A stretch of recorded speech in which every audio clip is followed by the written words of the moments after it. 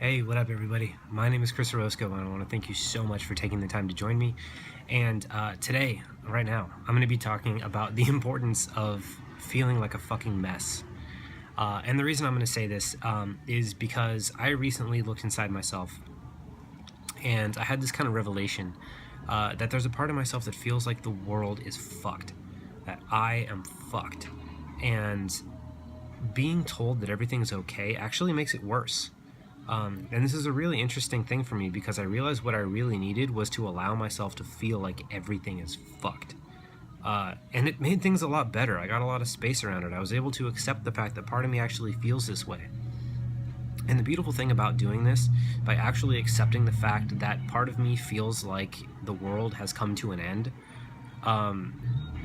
it allows me to get comfortable with that feeling. So that now when anything comes up that may have reminded me about that in the past, it doesn't bother me so much. Suddenly, now that I can make peace and allow that thing to that idea that the world is over and everything is hopelessly fucked, now that I have enough space inside myself to allow myself to think that and not believe it, but to think it, my reactions aren't so bad anymore.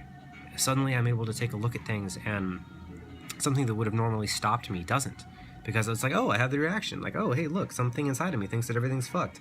Okay, cool. I'm going to have that reaction, and then I'm going to go about my life. And this is particularly important because I feel like it flies in the face of everything we've been taught, at least in American culture, where, like, you're supposed to be fearless and all these different things, and whenever somebody feels bad, everybody constantly just, like, assures them that everything's fine. And that's kind of like our main default way of going about these things. Someone gets upset and we convince them that everything's fine, we comfort them, we make them feel better, and then we're good people and they feel better and everything's great. But I'm here to tell you that sometimes that doesn't fucking work. Sometimes what a person really needs is to just feel like it's okay to be a mess for a second.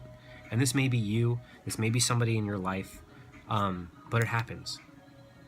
And it's important number one, if this is you going through it, to be able to express to somebody that, like, look, I don't want to feel better right now. I just need to be a mess for a second. It's important for the person going through it to be able to say that and make space for it, but it's also extremely important to be able to do that for other people, because that's your practice in being able to do it for yourself. Because I think a big part of healing is making space for our wounds.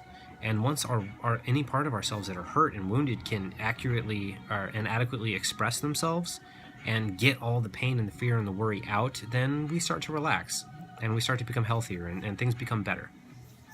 And so if this speaks to you, if you're going through a time in your life where you feel like everything's fucked and you don't want anybody to tell you that everything's okay, I just want you to know that's okay.